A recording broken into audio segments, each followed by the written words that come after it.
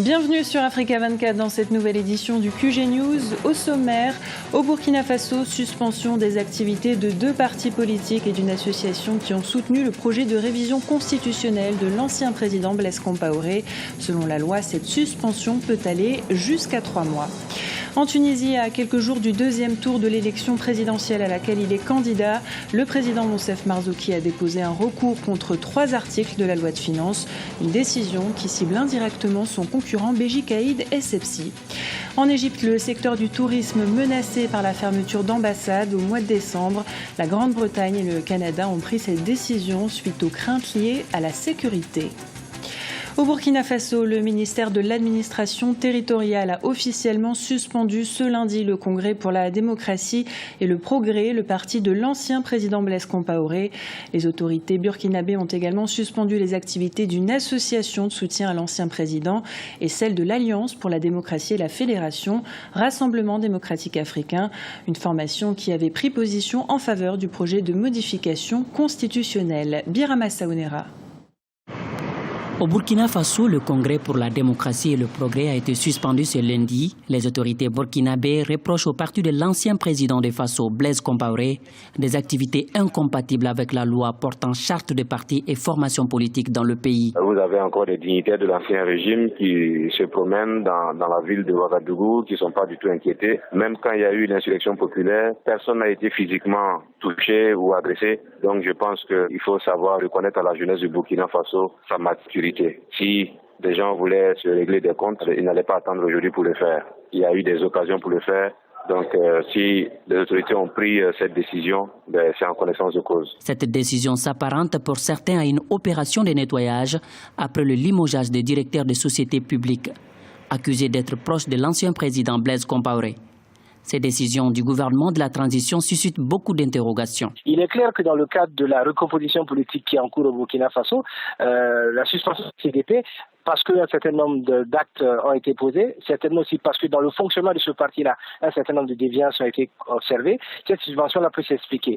Le seul souci que cela peut poser, c'est pas le CDP, l'ADF-FDA, et pas les autres partis comme l'UPR ou le FASO de Dr Zoubga, qui eux également avaient appelé à relire cet article 37-là et aller au référendum. Donc il y a comme 2 poids 2 mesures, et il faut attendre les prochaines mesures du gouvernement pour pouvoir mieux interpréter ces décisions-là. Les arrêtés du ministre de l'administration territoriale ne précisent pas la durée de ces 2 suspensions. Toutefois, il est à rappeler que 2 responsables du CDP et de la FEDAP-BC ont été mis aux arrêts juste après le départ de Blaise Compaoré pour propos qui auraient contribué à troubler l'ordre public. La Cour pénale internationale a précisé que la suspension des enquêtes sur les crimes au Darfour ne signifiait pas l'abandon des poursuites de la CPI contre le président soudanais Omar el-Béchir, les membres de son gouvernement impliqués et le chef de la milice Janjaweed. La CPI a réagi aux déclarations du président soudanais qui avait annoncé, je cite, une victoire sur la CPI. En Tunisie, en pleine campagne électorale pour le second tour de la présidentielle, la présidence de la République a déposé des recours contre 3 articles de la loi de finances 2015. Les articles de cette loi sont-ils inconstitutionnels ou cette décision du président candidat Monsef Marzouki vise-t-elle à entraver l'action de Nida Tounes, le parti de son rival Béji Caïd Essebsi? Élément de réponse avec Ibrahim Ndiaye. La présidence de la République tunisienne a déposé une série de recours à l'encontre de 3 articles de la loi de finances 2015. Ce sont les articles 11, 12 et 13 qui sont visés par la procédure. La présidence s'est fondée sur son interprétation des articles 41, 49 et 66 de la Constitution. À quelques jours du second tour du scrutin présidentiel prévu ce dimanche 21 décembre, cette contestation de l'action des députés de l'Assemblée est perçue par certains observateurs comme un acte dont l'objectif principal est de s'opposer aux décisions du parti Nida Tounes, majoritaire au sein de l'hémicycle. Très clairement, ce recours de la présidence de la République intervient contre un texte qui vient d'être approuvé par une large majorité de l'Assemblée nationale, de l'Assemblée des représentants du peuple. Une large majorité, une majorité de l'ordre de 75%, qui va largement au-delà des limites du seul parti Nida Tounes, qui va également au-delà des partis proches de Nida Tounes, donc qui probablement a intégré un nombre important de députés de Ennahda. Cela prouve que la constitutionnalité de ce texte, à mon sens, ne se pose pas. Un second recours concerne la suppression des articles 11, 12 et 13 de la loi des finances 2015 qui concernent les employés de l'Assemblée nationale constituante. Cette manœuvre n'ira pas loin parce que je pense qu'elle ne sera pas retenue par les juges dans les jours qui viennent. Mais simplement, elle met en difficulté les institutions tunisiennes à un moment de flou institutionnel et constitutionnel. Nous n'avons pas encore de président de République élu, et donc le fait de ne pas signer la loi des finances telle qu'elle lui est présentée aujourd'hui risque de mettre en difficulté la gestion des affaires publiques dès le 1er janvier 2015. Sur le plan électoral, les deux candidats poursuivent leur campagne pour le second tour. L'emploi, le développement économique et social ou encore la lutte contre le terrorisme sont au cœur des débats. En Libye, les forces fidèles au gouvernement reconnu par la communauté internationale ont mené ce lundi des raids aériens contre les forces du gouvernement rival de Tripoli. Ce dernier cherche depuis 2 jours à s'emparer de grands ports pétroliers dans l'est du pays. Après le sommet de la francophonie, Dakar accueille depuis ce lundi un autre événement d'envergure, le Forum international pour la paix et la sécurité en Afrique. Cette rencontre de 2 jours s'inscrit dans le sillage du sommet de l'Élysée qui avait réuni des chefs d'État africains l'an dernier à Paris. Reportage de notre correspondant El Hadj Ndiaye. Comment régler durablement la crise sécuritaire en Afrique? Une piste de solution est attendue à l'issue de ce forum international consacré à la paix et à la sécurité. Le constat est que le terrorisme gagne de plus en plus du terrain sur le continent. La secte nigériane Boko Haram a déjà fait plus de 10 000 morts depuis 2009. Les djihadistes sévissent au Mali et dans la bande sahélo-saharienne. Ce forum, une première sur le continent, sera un moment de réflexion approfondie destiné à aider les décideurs à faire face aux crises multiformes.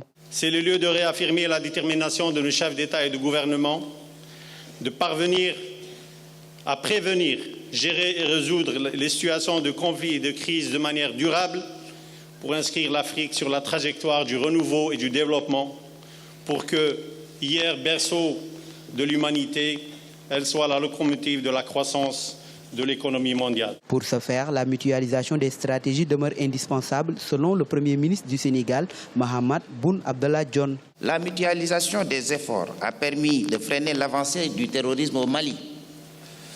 Cette donnée très positive donne de l'espoir. Elle a le mérite de montrer l'importance d'agir ensemble.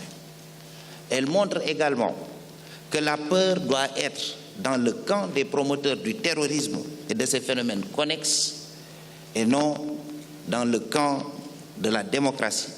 Certes, cette mutualisation peut jouer un grand apport pour lutter contre les différentes menaces à la paix et à la sécurité, mais le principal écueil est le manque de financement qui freine la mise en œuvre complète de la force africaine en attente. En Égypte, l'ambassade de Grande-Bretagne a réouvert ce mardi. L'ambassade au Caire avait été fermée le 7 décembre dernier. Le lendemain, le Canada avait fait de même, dans les 2 cas pour des raisons de crainte liées à la sécurité. Premier secteur touché par ces décisions, le tourisme et l'investissement. Sally Ghanem. La décision prise par la Grande-Bretagne et le Canada de fermer leur ambassade au début du mois de décembre 2014 au Caire pour des raisons de sécurité provoque l'inquiétude des Égyptiens. Ces fermetures pourraient avoir de lourdes conséquences sur l'économie du pays. Le secteur touristique devrait être l'un des premiers à pâtir de cette mesure. Le tourisme sera beaucoup affecté au cours de cette période, en particulier parce que les touristes viennent en Égypte pendant les vacances de Noël et du Nouvel An. Le nombre de touristes augmente toujours à cette période de l'année. Donc, je pense que l'Égypte va perdre un grand nombre de ses touristes. Je pense aussi que cette baisse va continuer pour un long moment, même si aucun acte terroriste a lieu, comme s'y attendent certains de ces ambassades. La fermeture des 2 ambassades britanniques et canadiennes laisse supposer qu'une menace sécuritaire majeure plane sur la capitale égyptienne. Les investisseurs risquent de ce fait d'être découragés, ce qui ralentira la reprise économique du pays. Outre le tourisme, il va y avoir également un impact sur les investissements étrangers, qu'ils soient directs ou indirects. Cet impact sur l'investissement indirect sera rapide. On prévoit que la taille des investissements étrangers sur le marché boursier égyptien durant cette semaine et la semaine prochaine diminuera fortement. Les étrangers vendront plus qu'ils n'achèteront, ce qui pourrait conduire à une baisse de l'indice des marchés boursiers et une baisse dans le commerce du marché boursier. Jusqu'à présent, les attaques terroristes n'ont ciblé que la police et l'armée égyptienne. Toutefois, la semaine passée, un groupe terroriste islamiste a revendiqué l'assassinat d'un ingénieur pétrolier américain dans le Tessin occidental en août 2014. Ce journal a été réalisé par l'ensemble de la rédaction. Nous vous remercions pour votre fidélité. Dans un instant, une nouvelle édition de l'actualité sur Africa 24.